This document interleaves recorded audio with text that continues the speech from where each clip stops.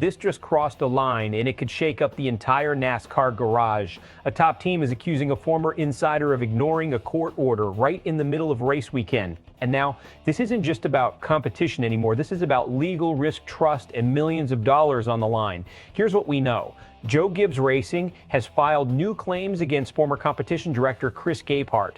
They say Gabehart violated a temporary restraining order during the race weekend at Bristol Motor Speedway. That order allowed him to work for Spire Motorsports, but strictly not in a Cup Series competition role. JGR claims he crossed that line. Their evidence? Photos showing Gabehart wearing team radios, standing inside a pit road workstation, and interacting near Cup driver Carson Hocevar at the same time. JGR is suing Gabehart for over $8 million, alleging stolen trade secrets and a violation of his non-compete deal. This situation didn't start at Bristol.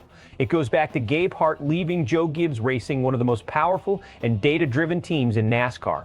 JGR claims that during his exit, he was already working toward a move to Spire while allegedly taking sensitive competitive information with him. That's a serious accusation in modern NASCAR because today's success isn't just about driving talent. It's about data, simulation models, and proprietary setup strategies. If even a fraction of that crosses team lines, it can shift performance across the entire field.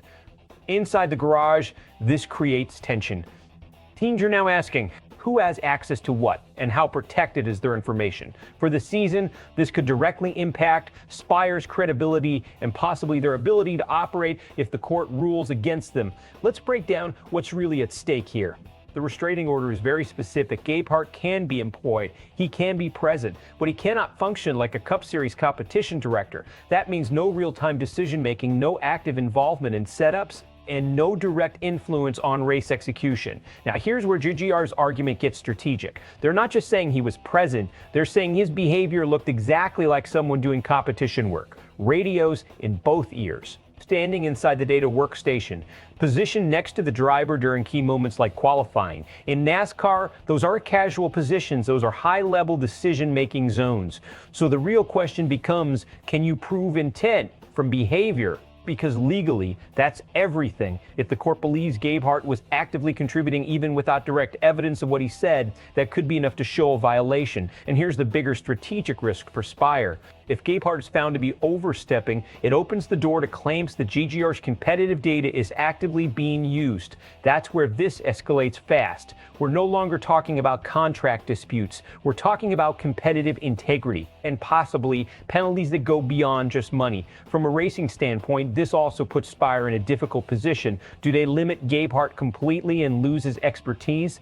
Or do they risk deeper legal trouble by keeping him close to operations? That's a no-win scenario in the short term. Reactions are already splitting into two camps. Some fans see this as aggressive but fair by Joe Gibbs Racing. Protect your data, protect your edge. Others think it's excessive, that this is just part of the sport people move. Knowledge moves with them. Media coverage is leaning more serious. This isn't being treated like routine NASCAR drama. It's being framed as a test case for how far teams can go to protect intellectual property. And inside the sport, people are watching closely because whatever happens here could set a precedent. The court determines Gabehart stayed within the boundaries, no major violations. Case moves towards settlement. Spire keeps its structure intact, and the story fades into the background. The court finds clear violations of the restraining order. Penalties escalate. Possible restrictions on Gabehart's role or worse. And if trade secret misuse is proven, that could hit Spire hard financially and competitively. So now the question is simple. Did Chris Gabehart cross the line? Or is this just a team protecting its territory in a high-stakes sport? Where do you stand on this? Drop your take in the comments. And for more real, in-depth sports coverage like this, make sure you're subscribed to SportsWire USA.